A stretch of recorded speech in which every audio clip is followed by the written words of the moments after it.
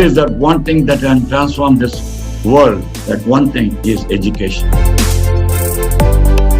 At Sai University, this active interdisciplinary model represents the future of education, not the mugging, rather thought-provoking ideas that stretch the mind and lead to a genuinely educated person who will go through life being able to seize new opportunities, create new businesses, and confront new challenges.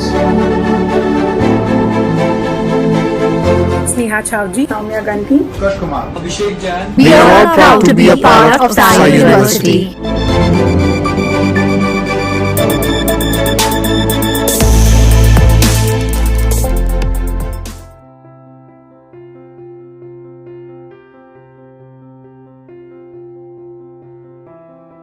So good evening, ladies and gentlemen. Namaste and a very warm welcome to all of you to the Blub World Web Talks 158th episode.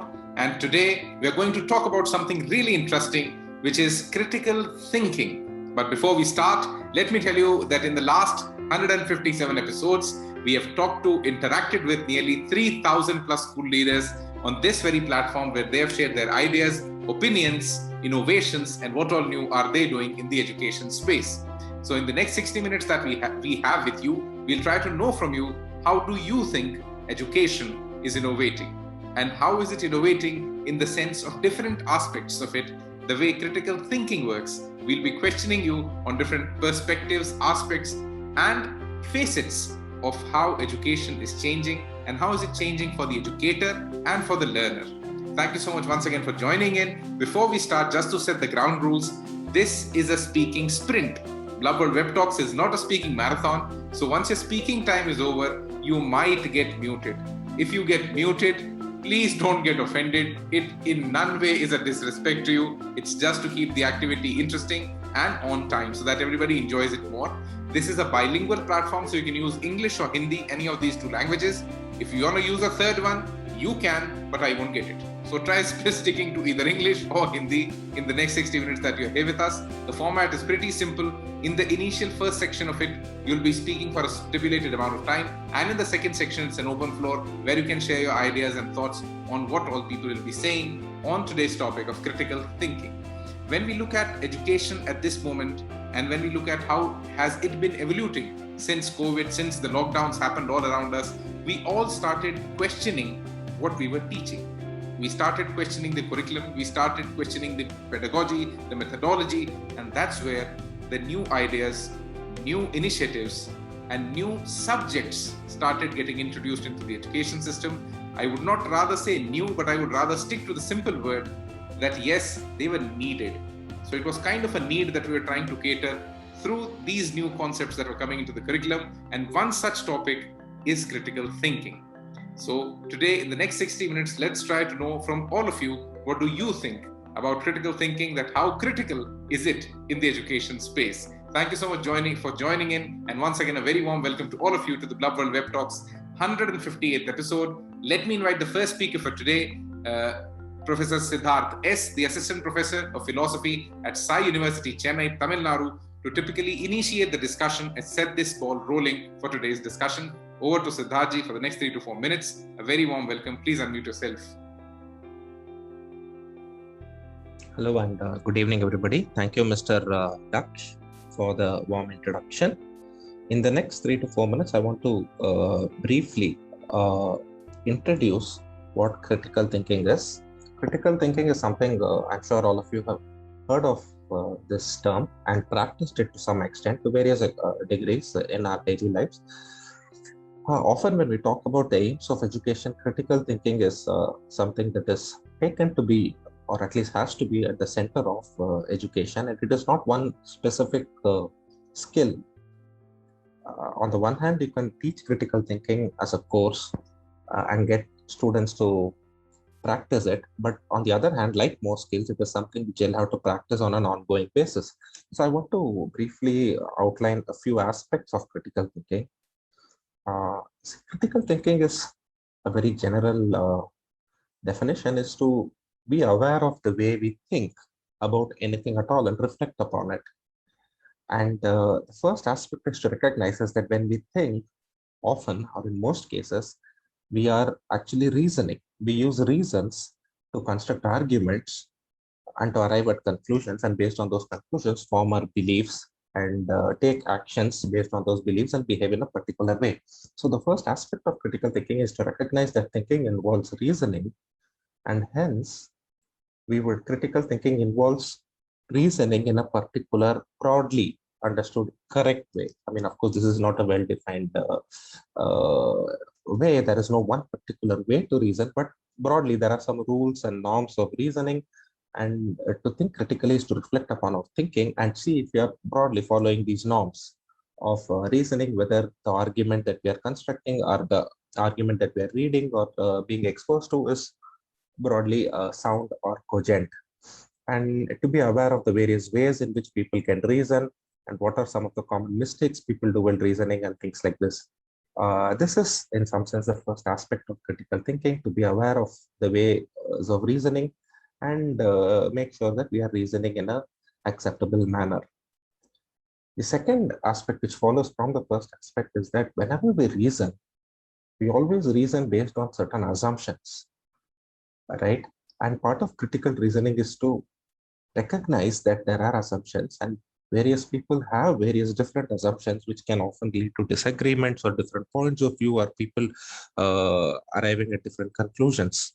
So the second aspect, which is really follows from the first aspect, is to understand that there might be these assumptions, to identify and be aware of what these assumptions are, and to question these assumptions and periodically and see whether these assumptions hold water. So that is the second aspect of reasoning. And the third and the further aspects broadly, I think are important aspects of critical reasoning is to be aware of certain devices that people might use to persuade you, to convince you while conveying information, or broadly what can be called as rhetorical devices or art of persuasion. So whenever we read, come across a news article, or especially in current scenario where we have information from various sources, we need to be aware of what are the various devices people might use to convince you, in some cases to misguide you on purpose. So another important aspect of critical thinking is to be aware of this and in some sense protect ourselves or protect the quality of the knowledge we want to gain from the world, protect against such rhetorical devices or even sometimes unintentional misguidances that we might fall prey to. And this goes hand in hand with our own cognitive biases, that we might have certain biases due to various reasons, and to be aware of that and to overcome them as far as possible. This points towards a larger aspect that critical thinking requires us to reflect upon our sources of knowledge itself. And this becomes especially important in today's age when there is a lot of fake news, misinformation. So critical thinking requires us to, in some sense, reflect upon, okay, who do we trust and why do we trust them? What is the correct source of knowledge? What is, in some sense, fact that we can accept as opposed to something that is just an opinion? And so this are some of the important aspects of critical thinking that I wanted to introduce today's session with. Thank you. Thank you so much, Siddhart. So you gave it a very nice initiation to the roundtable, where you typically demystified or destructured the complete concept of critical thinking, from first being aware of the way you think, then thinking to reasoning, then finally understanding is your reasoning cogent and reasonable enough, and then moving ahead to assumptions. Finally, being able to identify those assumptions, realizing the art of persuasion, and also keeping in mind our existent biases. And finally, the question that really puts this skill on the top of the priority is, who do we trust and why do we trust them? So when we think on these lines, when we typically try to put critical thinking into these silos, how important do you think this is as a skill for school students, and how will it change them, evolve them, or typically improve them in their complete learning life cycle that they have with you? So now in the next section, we'll try to listen to all the school leaders on their ideas, their thoughts on what do they think about critical thinking, and is it really critical for them to teach critical thinking? So let me invite the first school leader for today to share their ideas with us on critical thinking. A very warm welcome, Mrs. Raseena Latheef, the principal of Little India Public School from Mongam, Malappuram, Kerala. Raseena ma'am, over to you for the next 3 minutes. Please unmute your audio and a very warm welcome. Okay, a very fine evening to one and all. Namaste.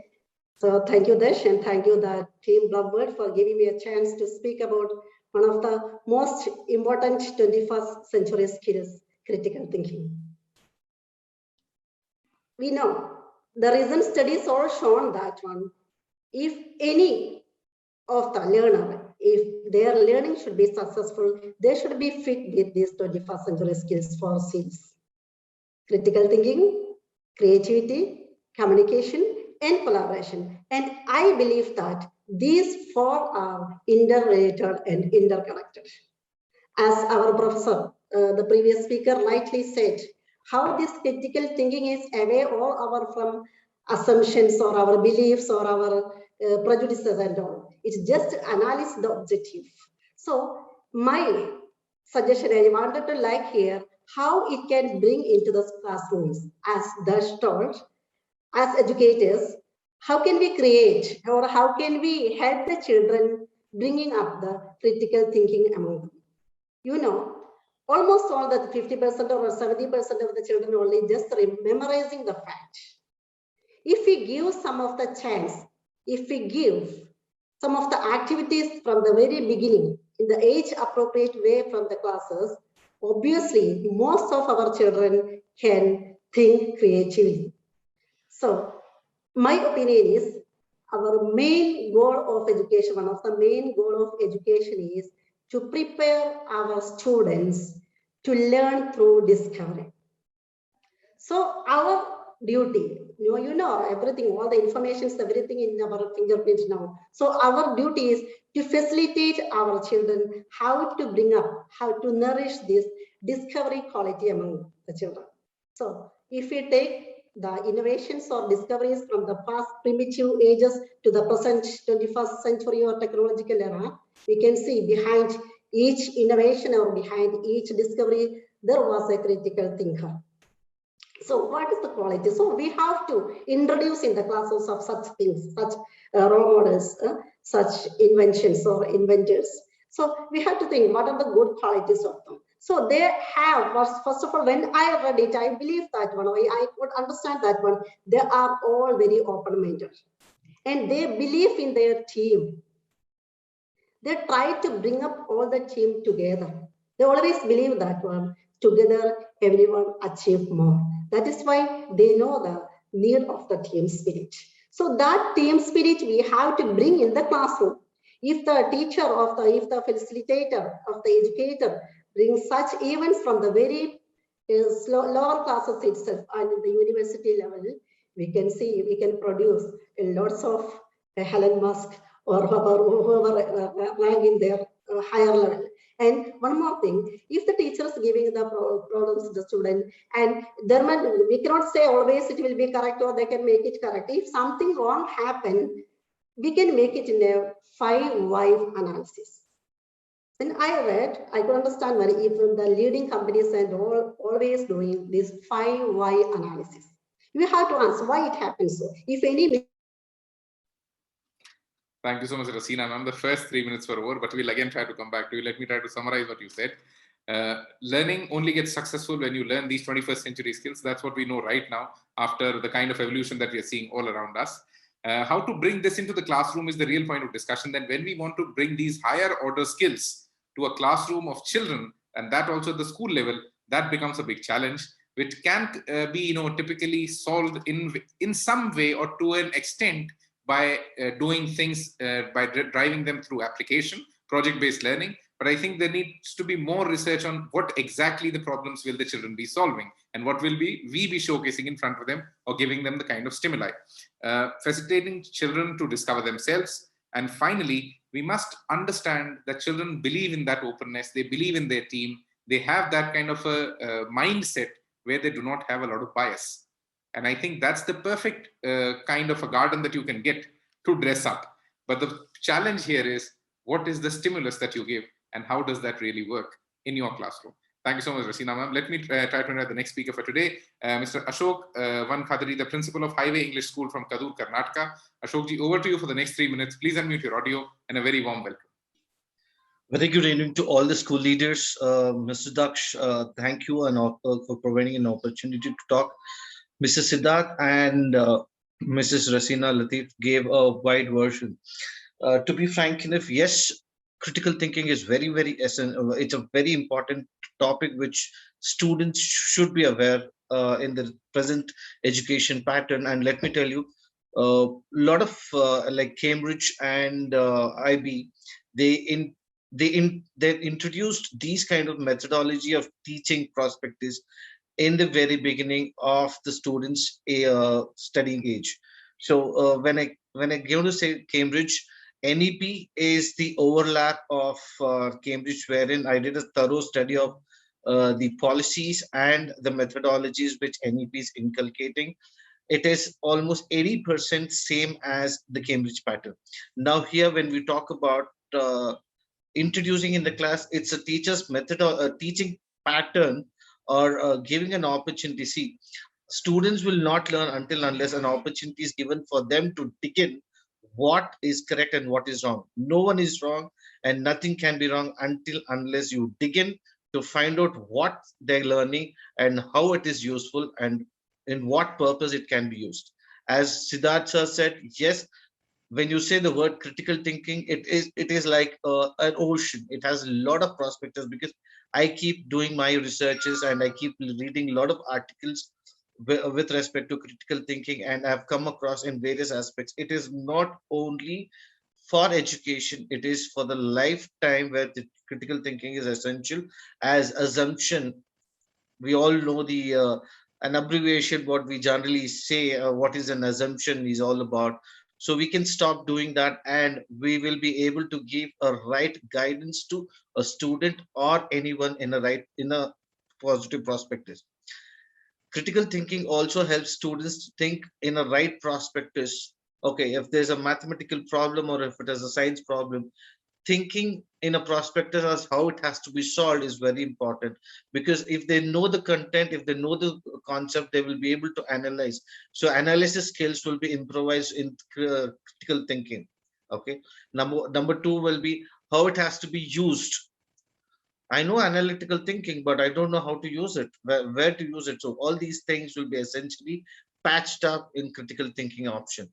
So it is very, it's like a guru is a person who's going to guide through. So a teacher has to guide through students in a direction of critical thinking, wherein 90% of the opportunity has to be given to the students to dig in, understand, and come back to us so that it'll be easy. This is one.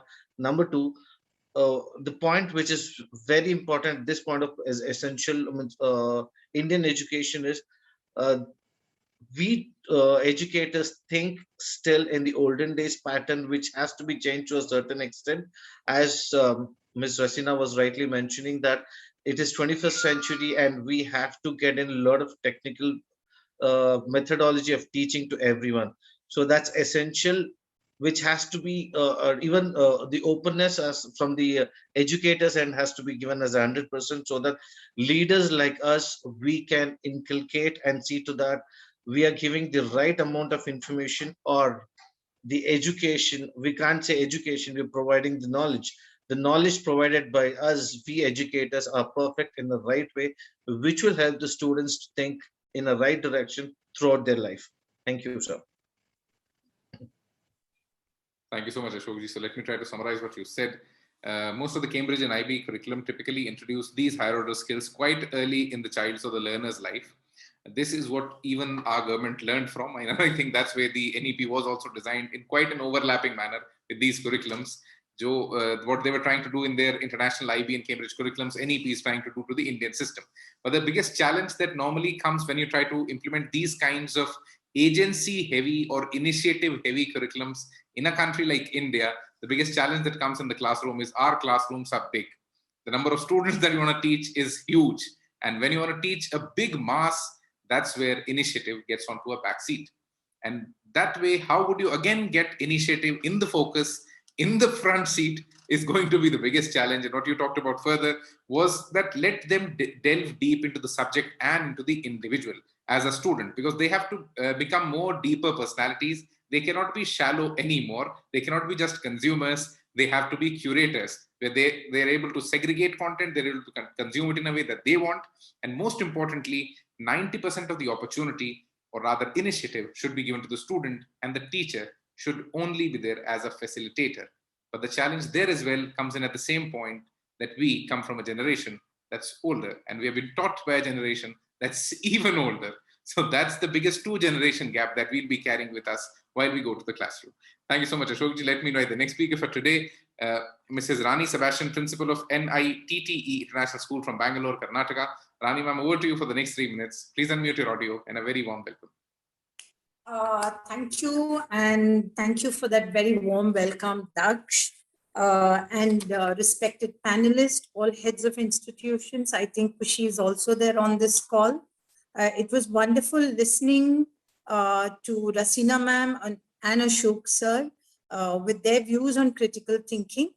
I do understand it is such a wide topic that there's so much to speak about when we speak of critical thinking. We cannot just put it in a nutshell and say that this is what critical thinking is all about.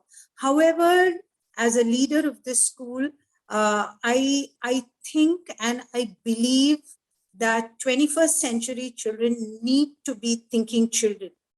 We must teach children how to think and not what to think.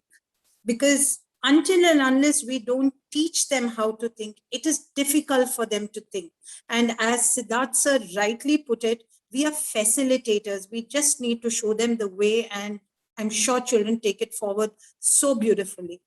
So along with all aspects of critical thinking that were discussed, I would like to just share a few practical aspects that we take forward at school to enhance this concept of critical thinking. And Ashok sir had very beautifully mentioned that NETTE is all about this. It's all about hands-on learning. It's getting the child to think. It's getting the facilitators to awaken all the senses of children. And I think there can't be a better and more beautiful learning than the rote learning that has been taken forward over centuries, I must say. Now, the kind of techniques, I think if you permit me, Siddhart sir, I would go into the kind of techniques that we use at school to promote critical thinking. Generally, what we do is we promote interaction amongst children. Now that classes are going online, what we do is we have something called peer interaction amongst children of grade 8, 9, 10, 11, and 12. And with the little ones, we go with something called circle time. So that is one area where we allow them, we sometimes throw a topic at them, we ask them to reflect. Sometimes we throw a problem at the students and we ask them to come out with a solution. And in this whole process of doing it, what the children generally do is, initially they disagree with others because they want to say that what they think is right, their perspective is right. But what we try to teach them is there is no one definite answer. There could be so many angles, so many perspectives, and everything could be just about the truth. It could so happen that I may be wrong, you may be wrong, the third party could be right. The way he expresses what he feels about how best to solve or resolve a problem. So we ask them a lot of open-ended questions. We ask them, what do you expect? How do you expect to find the answers to this?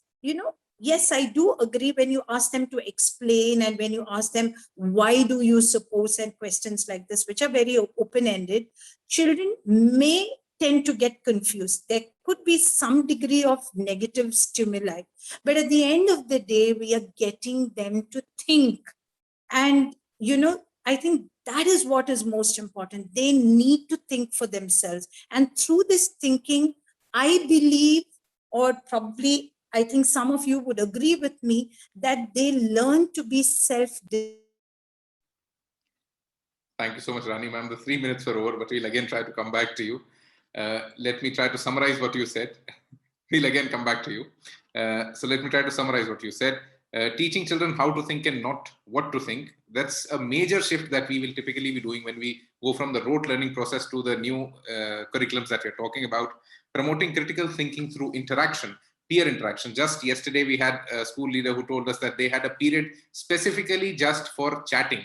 And they call it the Baaton ka period, where the students used to interact with each other, and it was simply where they talked to each other. Then you talked about the circle times for the little ones, giving them a problem that they should be solving. And there, I think you gave in a very good trajectory to the way the student travels through that. When you give them a problem, the first thing that comes out is their opinions. And that's where the disagreement comes in. And then they learn to agree to disagree. And that's where they start focusing from the opinions to the actual solution of a problem.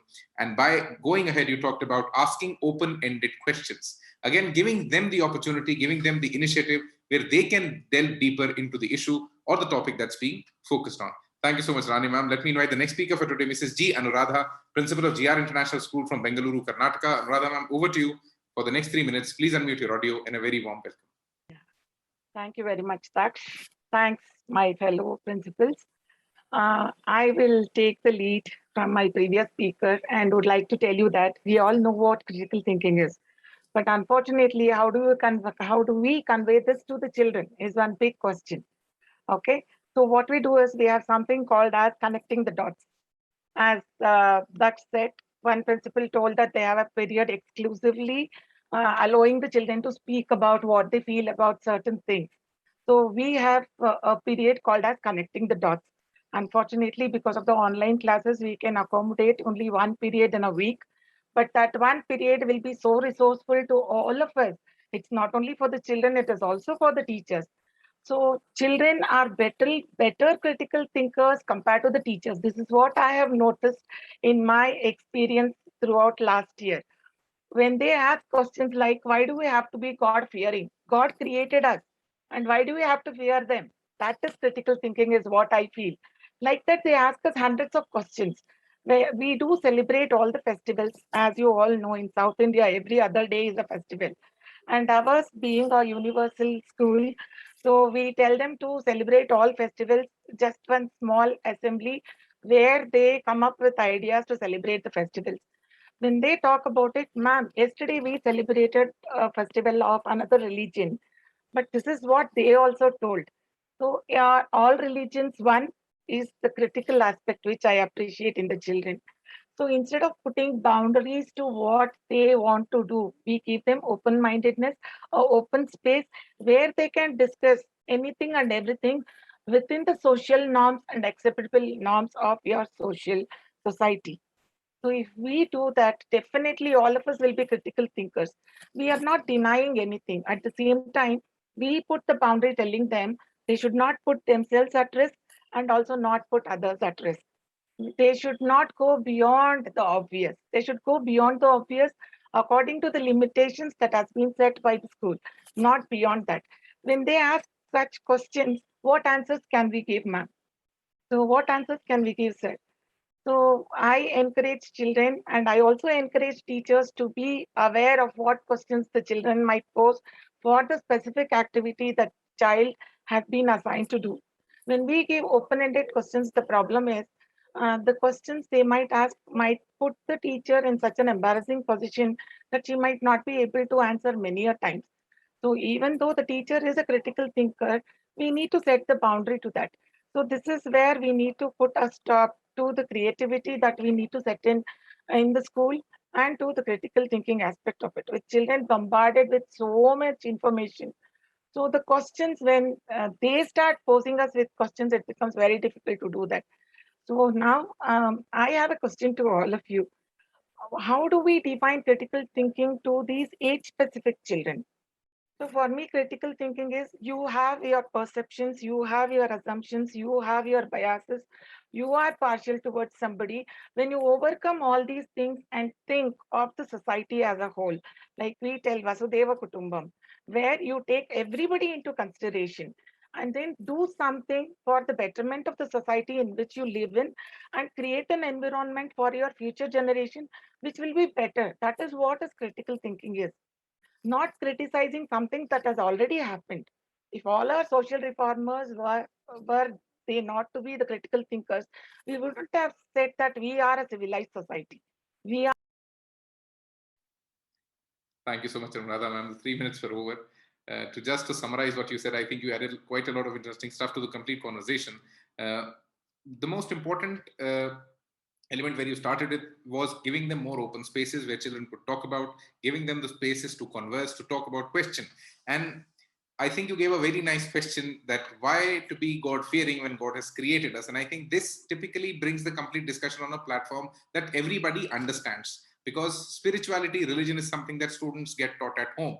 This is something that they bring with themselves as a package. And when you give them the independence within your walls, within your structure, where they can talk, where they can converse or typically understand these things deeper, that would build a much better understanding of things. And most importantly, that will also be building critical thinking in them.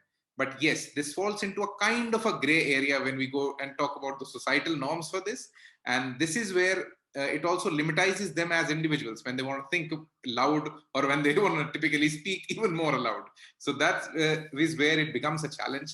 And yes, the question that which you ended, that how should we be defining critical thinking for age-specific children? That for every different age, critical thinking will change its meaning, will change its execution, will change its mentoring process. So how should that exactly be done is something that needs to be worked on. And I think it's something that we want to listen more from all of the speakers ahead, and from the speakers who have already spoken also. Thank you so much, ma'am. Let me invite the next speaker for today, Mrs. Suzanne Philip, Headmistress of SVV, Thought Leader for Sri Venkateshwara Group of Schools from Chennai, Tamil Nadu. Suzanne, ma'am, over to you for the next 3 minutes. Please unmute your audio, and a very warm welcome. Thank you for the warm welcome, Daksh. Very pleasant good evening to all the panelists. And as the other speakers said, Indian education does not fully equip children to prepare themselves for the 21st century. It's time that we challenge the old age methodologies and the practices. On that note, I would like to say something about the critical thinking. As Anuradha ma'am was speaking, and she was asking at the right age when it has to start. I feel that it has to start from the kindergarten, from the age when the child is coming into the school, stepping into the school. So according to us, critical thinking is the ability to imagine, apply, analyze, synthesize, and evaluate information gathered from observation, experience, reflection, reasoning, or communication as a guide to belief and action. So I feel that critical thinking in this technological world, information is available at the touch of our fingers. So critical thinking skills are a must today. Social media, we could see that it plays a great role in employing critical thinking skills. But at the same time, poorly researched information and fabricated statements are misinterpreted as facts. So teaching our children to question the facts and research the questionable statements which are presented in the facts, it is imperative today. Many of us do not allow our kids to encourage to critical mindset and question facts. We say that this is not the right place to question, or you can just sit and listen. That's in the classroom, the teacher has to take it up. So we have to encourage our kids to be critical thinkers. So I have just pointed out, my first point is to encourage the children to ask questions and have an open mind. I do remember in our KG, in our kindergarten, we have storybooks. So we give the children the storybook, the teacher hands over the storybook to the child, make the child to observe, and allows the child to ask questions, or when the teacher is asking, the child is allowed to answer the question. That really improves their thinking. I could see that different answers come out from there. Recently, I remember last year when we were discussing about the festival, it was Diwali. So we often say that we should be careful with the fire. But a question was arose by a child. When you say, ma'am, that we should not touch the fire, then how is it that the rocket is going so high when it is fired? It was a question which was asked by a first standard child. So how far the child is thinking, and we have to give a proper answer, make him to understand it. So allow the child to think for it. Encourage the children to think differently. For instance, as one of our speakers said, in math class, we come across students suggestions, and alternative method to solve the problem. But we stick on to the formula which was already set up. But as thought leaders, we must pave way for the young thought leaders to be created. And the next point I would like to give is encourage children to read extensively about the topics they like. Reading opens the mind, in fact, and helps one to think from diverse perspectives. Today's readers are tomorrow's leaders. The saying goes like this. And as Anuradha ma'am was telling, uh, it is an ability to connect the dots. That is one of the points. And the next I would say is about employ metacognition, metacognitive skill, which has to be developed in the child's mind from that young age. Metacognition is thinking about one's thinking. It refers to the process used to plan, monitor, and assess one's understanding and performance. So that includes critical awareness of one's thinking and learning. It is trying to visualize oneself as a thinker and learner. This helps the students to develop its own skill, and it is able to come out of the shortcomings which is placed before them, Thank you so much, Suzanne, ma'am. The 3 minutes were over. Let me try to summarize what you said. Critical thinking must start from kindergarten. And yes, this thought is very important because as families, as society, as parents, we normally discourage questioning because we don't want to get ourselves in embarrassing situation and awkward situations. And that's why we discourage questions. And when we want our children to be critical thinkers, we'll have to give them the space, the time, and the independence to question everything around us. And that's the way you'll be developing objectivity in them. You'd further talked about in the information age, information is widely available, but curation is the skill that's important. And you'll only learn curation if you know critical thinking. Most importantly, asking questions and keeping an open mind, because the biggest challenge that we see within our ecosystems is even if we give them the independence to ask a question, we don't teach them to handle disagreement, to handle the kind of negative response that might come in. So these two must typically parallelly be taught to the children, that if you're asking a question, be prepared for whatever response comes in and have a cushion to handle it. And finally, you talked about the typical dilemma that goes on in every math class across the globe, where it's always a fight between the math teacher and the better formula that comes from an intelligent kid. So that's a dilemma that's typically a paradoxical situation where you can teach critical thinking at its best. That there could be two ways of doing the same thing and each one could be satisfied with their own way. Thank you so much, Suzanne ma'am, for those amazing thoughts. Let me invite the next speaker for today, Mr. D. Suresh, Principal of Mangalam Vidyashram from Tamil Nadu. Sureshji, over to you for the next 3 minutes. Please unmute your audio and a very warm welcome. Yes, sir. Good evening. On this grand episode, it's my privilege to meet all people, speaking about what critical thinking is like, just analyzing what one can do it. I just have one specific dialogue, what my teacher told I was in 12th. Like there was a term in Hindi. I studied in KV Punjab. So they say like Mata Pita Guru Devam. All would have heard it. Mata Pita Guru Devam. But the present tense has changed into Mata Pita Google Devam. So Mata Pita Google Devam. So everyone has that easy access to Google and they forget about all those things. Specifically, what happened with me. I'm just going to give examples of what is happening. So we have a child who keeps writing his essay and he brings to the teacher and we say, okay, everything is right. He gets A grade.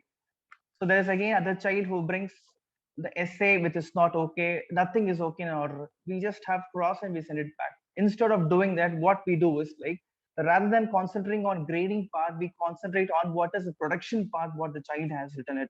So based on that, we can teach and we can make a lot of things out of it.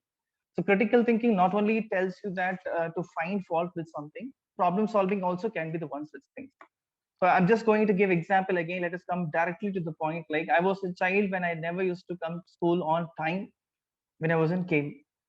So my English teacher, Mr. Anthony, what he keeps doing is like, one fine day he calls me and gives me in front of everyone the school perfect badge. I was the guy who came late to school. He gave me school perfect badge. So his technique was different. Rather than beating me, he gave me those. I was talking about long back. Instead of beating me, thrashing me, those days I'm talking of those days, he gave me school perfect badge in front of everyone. That made me change instantly the next day. So that also can be critical thinking. So just applying the knowledge, what you understand, analyze, it can be anything that makes you think in order and also tells about everything. That makes you ask questions, that makes you feel information that everything is right and evidence is in your hand. That is what you can do. So that all thing, and we can encourage student by asking how and how is it happening out. That is also one platform where you can ask. Very good example is like lower order, higher order, and middle order thinking questions you can ask it. Rather than I just want to put up one question is like instead of asking do you know about climate change, instead of asking question like do you know climate change, rather we might ask it can be like why do you think climate change is the biggest issue during this generation, should you have to react on this or should you have to react later. Based on this a child might be able to give the answer. This is the basic thing what I think on this platform, so we can do it. And one more thing is that maximum we don't allow child to ask questions what other principals and the teachers told, that we don't like it. I have a child in school. The child came from Washington, if I'm not wrong. I had the habit of not tucking shirt. So I observe all the classes and later he'll call me that I don't like you saying this way. Next day come tucking. So the open mindedness is what makes me again immediately to react on. I feel like why this child asked me like Indian construct that students should not ask questions like this. So I immediately react on it and I say that okay, from next day do it. So like this, you can just have their own ideas and you can have this concepts also. This is the core academic skills that makes you ask questions. Let it be graduation or if a lower class or whatever, that makes you improve the knowledge also. That keeps a person ahead than what others are. So this you can formulate everywhere. So this is what makes you. That's all. Thank you. Thank you so much, Mr. Dishuris. Let me try to summarize what you said. From Mata Pita Guru Deva to now Mata Pita Google Devam. And yes, Google has typically taken away or typically repositioned or branded himself as the new information Devata of the information God.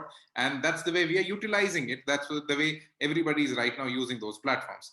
The focus should be more on production than just the marking scheme of it. I think that's a very important takeaway, that when a child brings in front of you an article that's to be checked, given marks on, think more on what he has done rather than just critiquing it for the numbers that you have to give him. Most importantly, you also talked about positive benchmarking, where the guy who's late to school gets the perfect batch, so that again you establish a better benchmark in his own mind where he starts to think from the other aspect of it.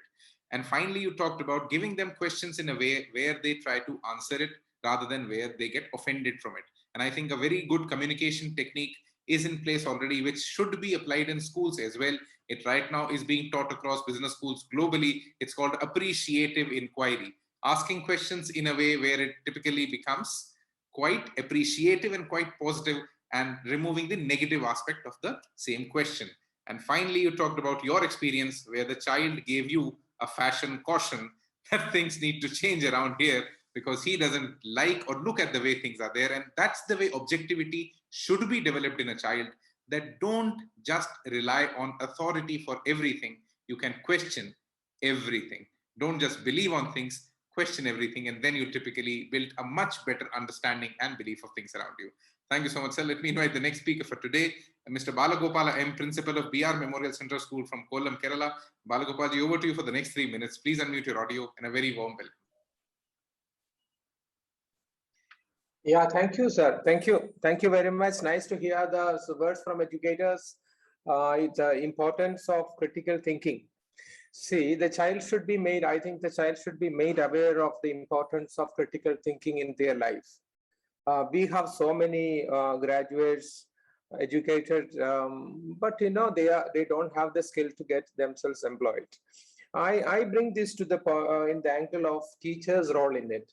Teachers' role in it. And we heard respected people saying here that teachers don't like asking questions. Actually, they like asking questions. Only condition is the answer they should know, right?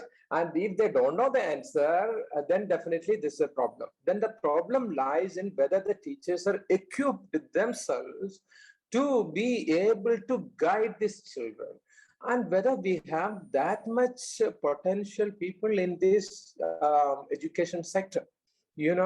We have been telling about child-centered, and teacher says immediately, I'm a child-centered teacher. You talk about experiential learning, the teacher says, I'm a teacher with experience. Practically on the ground, nothing changes. We will be, the teachers will be trying with what they have gained when they were students, and then that knowledge is going on, the passing that knowledge.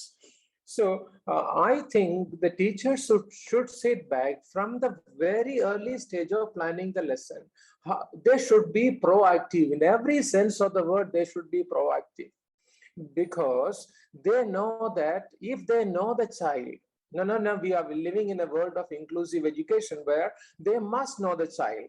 They must know the child. So when they are planning, they will know each and every child. They should visualize, and they should create situations, learning experiences they must create, so that the children will be engaged very, very actively, and they will feel very, very happy if they are given the stage of performing. But the problem, our teachers, including me, don't know. We did not get training in how to do this. Actually, you see the BA training, where is it emphasized that the teacher should do like this in this class to have this type of critical thinking, and critical thinking pedagogy, where is it discussed? So we cannot be in fool's paradise thinking that all of a sudden this will come to the classroom. Learning should go out of the classroom. If learning ends in classroom, that learning ends there only. It will not go outside. Today we are talking about learning is life, lifelong learning for life.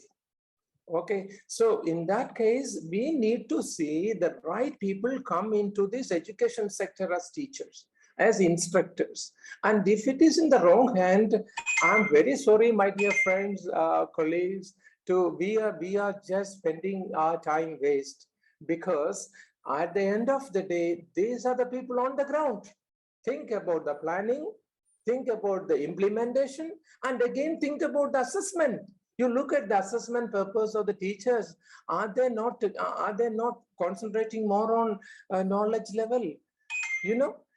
Assessment, planning, implementation, and assessment, we must do, keeping proactive thinking in mind, keeping the critical thinking in mind.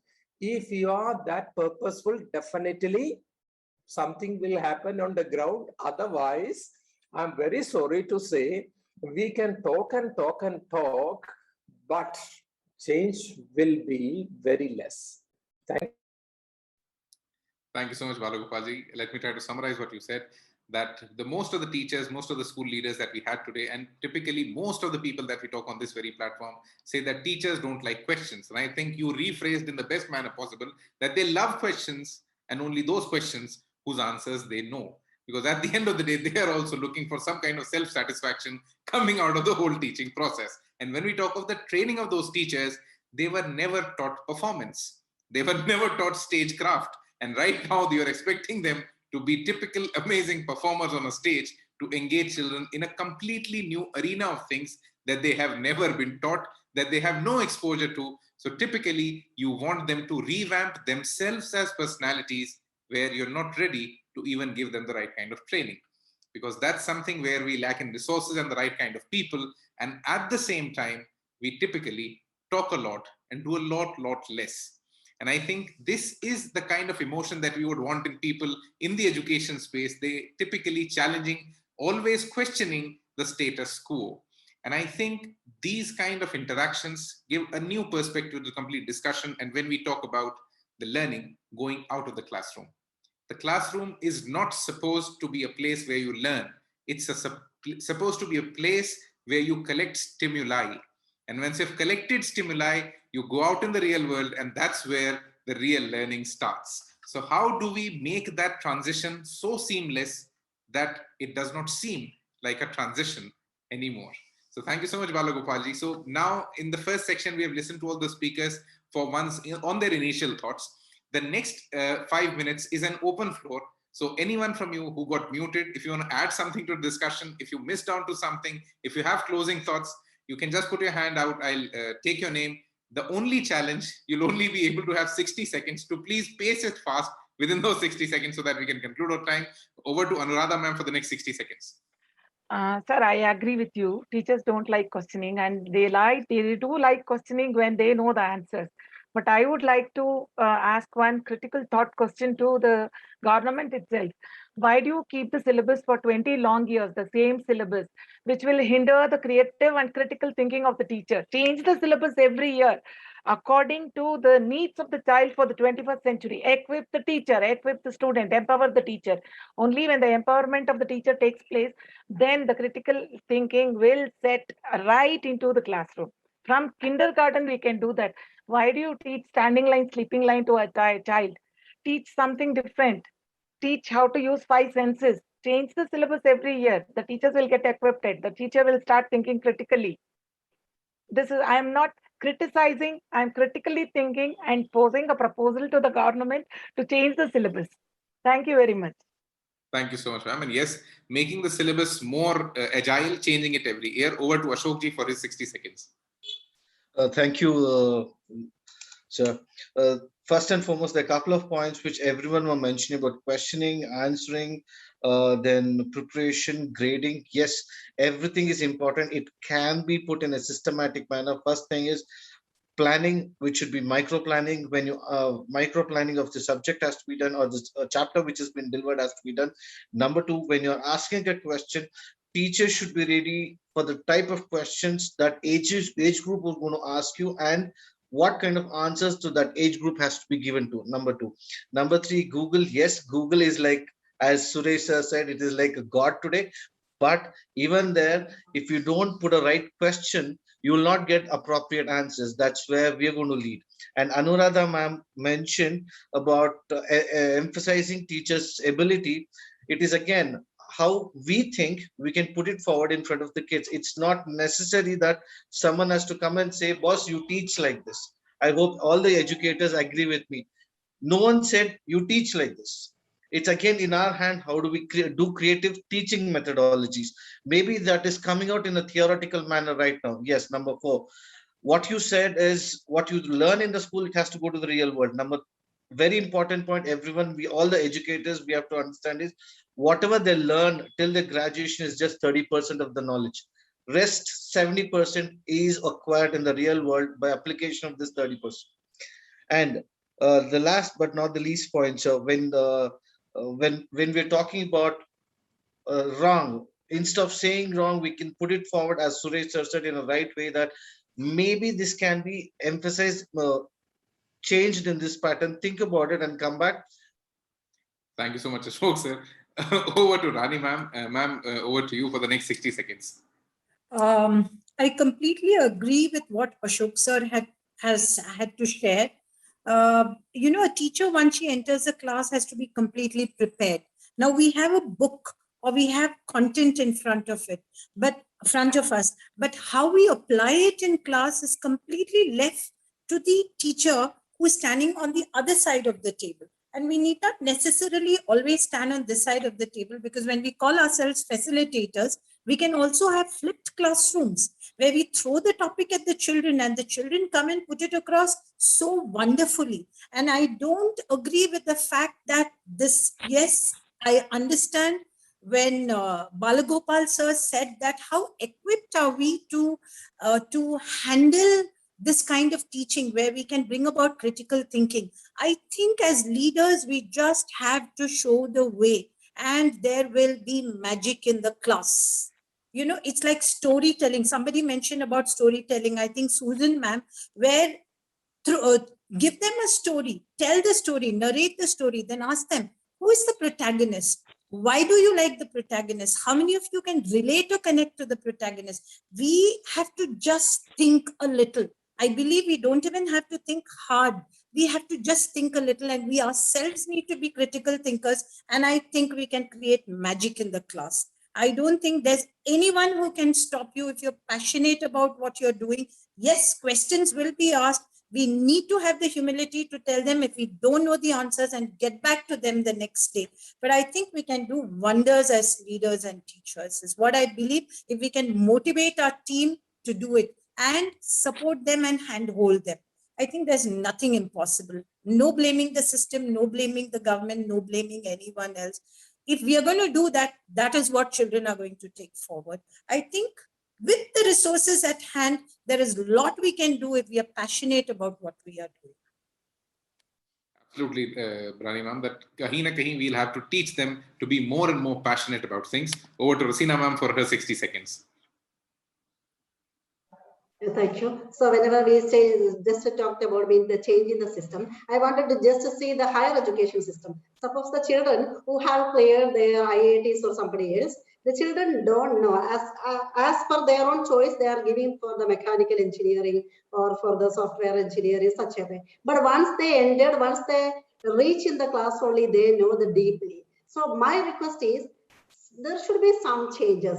My humble suggestion is to give an open admission for those who have cleared the means competitive examination. After giving them, making the groups or something, we can understand when this one is best for the mechanical engineer. This one is very best for the software engineers. This one is very best for the biotechnology. Because in my relative itself, there is a sad story such a way. Because once they got admission in the biotechnology, he told that is not his cup of tea. Later, in his own way, he used to hear the software engineering. Now, by the grace of God, from the campus placement itself, he got in a leading company that is as a software engineer. But still, his certificate is what in biotechnology. The same way, the person who entered into the other software engineering, they thought that the biotechnology was his passion. So, such small change, if we bring such small changes in the higher system also, we can create a lots of very good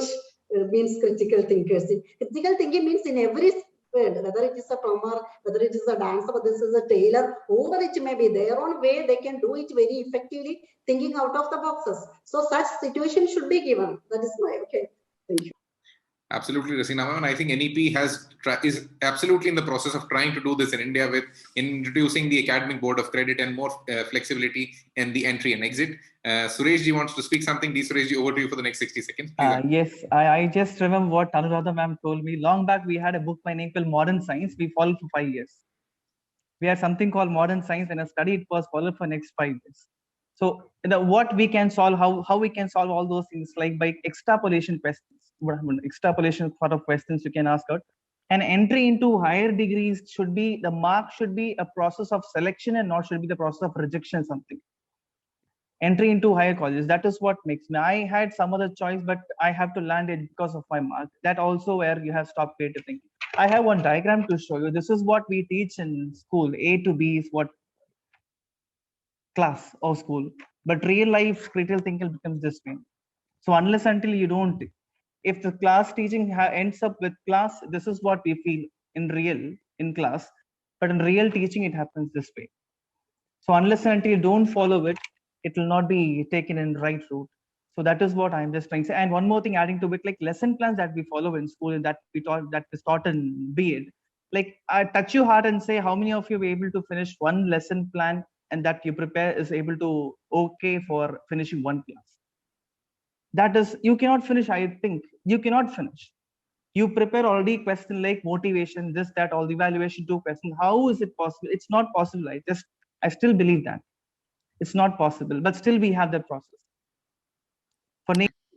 We typically need to evaluate the process of teaching even more, the process of lesson planning even more. And you're very right when you say that we establish cause and effect relationships very straight, very linear. But in real life, they're not at all linear. They move in all haywire way of typically patterns. Susan ma'am wants to say something. Susan ma'am, over to you for the next 60 seconds. Yes, I do agree with Ashok sir and Rani ma'am when they said it is the thought leaders who have to motivate their team and bring in the proper, channelizing the teachers and giving them proper training so that they will take up the children who are there in the 21st century. And as higher classes, we can easily, as Suresh sir was questioning, how can we make the children to do it? I would like to give an example. In July, when Zomato became public, we just asked the commerce students to make an analysis on Zomato's IPO. it is not an easy task for even for adults, because it involves a lot of reading that's beyond the scope of what they learn in grade 1. It was a brainstorming session for them. Yet they prepared with a lot of determination. In the end, I could see that it opened many areas of the corporate finance that they will only learn about in the later years. But we could see that they came out with a lot of informations and they were completely packed. They could relate with what they have learned in 12th standard. So this paved them a way to critical thinking, which made them to understand that the world beyond this is something different, where they have to carry on with this. This could connect the dots, as one of the speakers was telling. This instilled the confidence in them, a better understanding. So this is for higher classes. And as again Rani ma'am was telling, as I said, story. We get beautiful answers from the children when they try to observe and answer it. So this is the way we have to motivate. And as everyone said, it is our primary duty to teach of the children, teachers, equip them with the present technology, especially in this remote learning, where teachers were only trained up with chalk and talk. We were able to train them up by giving the online classes and taking up the videos. All these were trained up by the teachers took it up. Maybe young teachers where it was easy for them, whereas others competed with them and they could reach the level. So this can be done only by the thought leaders, instead of blaming the Indian education system or NEP or anything, whatever it is we who have to take it up, at least till their board exam classes. When we Very right, Suzanne ma'am. It has to be more about self-driven, self-initiative. But I think at the same time, we should also be objectively asking questions at every level, even if it's to the establishment, even if it's to authorities. And most importantly, it's rather a balance of these two, where these two ride along parallelly in the complete journey. Over to Siddhartji for his closing thoughts for the last 60 seconds. Siddhartji, over to you. Thank you, Mr. Daksh, and thank you to all the teachers and principals, because it's quite a learning journey for me, because I myself have never taught in schools or have very limited experience teaching in universities as well. I think the most important insight that I got was the pedagogic or the curricular challenges. How do you go about teaching in such a manner which fosters critical thinking for the students, given the various limitations, including limitations of time, limitations of examination and evaluation systems, and as many of them said, the training that is lacking in teacher professional development if they do it. So I think this highlights a really important point which I mentioned, but which I did not stress too much on, is critical thinking is an ongoing skill which has to be fostered as a continuous process, like as with most of the skills, has to be incorporated with various other subjects, and it's not just one subject that you teach separately. So I think that the ongoing nature of critical thinking as a continuous learning process is something that I just want to probably stress. Thank you so much, Siddhartji. And yes, it's an ongoing process, and it won't rather stop at something. And as I can see some of the comments coming in the chat box as well, that most importantly, the question is how to standardize it, how to bring it into every single ecosystem, everywhere, and in a way that it takes up the least amount of time possible and has the highest effectivity, the way we typically design curriculums for the school. Around 4 to 5 years back, we also thought the same thing, that how can we build leaders? How can we think of people who are really problem solvers? How can we build critical thinkers? And how could we standardize it? And one way that we could find of doing it was storytelling. And that's where we started doing a simple thing. We started searching for stories of children who are doing amazingly well and started sharing their stories with teens across the globe. And I'll share one such story with all of you today. This story is of an Indian teenager who comes from Delhi and had a physical disability that we all know as autism. He could not do a lot of stuff, but his mother was supercharged. He himself was supercharged. And right now, that boy is known as India's first autistic model. And that's Pranav Bakshi, who redefined autism and became a model that had autism. And he was on the cover page of Blub World some months back. And that's what we do every month. Try to find teenagers who are doing amazingly well and share their stories with many more teens across the globe. around a year back, we thought, let's bring these problem solvers from across the globe onto a single platform. And that's where the idea of the World Teen Parliament was born. We are in the process of building the world's first exclusive parliament for teenagers, where we are asking them to solve problems. If they can solve a problem with their innovation, their ideation, the World Teen Parliament will train them, will mentor them, and will fund them so that they can realize their dream. And the only thing that they spend for participating in the World Teen Parliament is their intelligence and their time, and nothing else. We're very thankful to all our supporters, UNESCO New Delhi Office, UNESCO Mahatma Gandhi Institute, and the United Nations Kindness Matters Initiative, and these amazing supporters from all across India and the world who are helping us make this a reality. I hope we even see you, your students, really solving global problems and becoming a part of the World Teen Parliament. Thank you so much, everybody, for being here for the last 60 minutes. I hope the Blub World Web Talks episode was an enjoyable experience for you. If you enjoyed and if you want to attend the future sessions, you can open your audio, say a big yes, and thank you so much for being a part of this session and sharing your amazing knowledge and exposure with all of us. Thank you so much. Namaste. Thank you. It was an yes, and I would like to be a part. Thank you. Yeah, it was amazing. I would also like to be a part.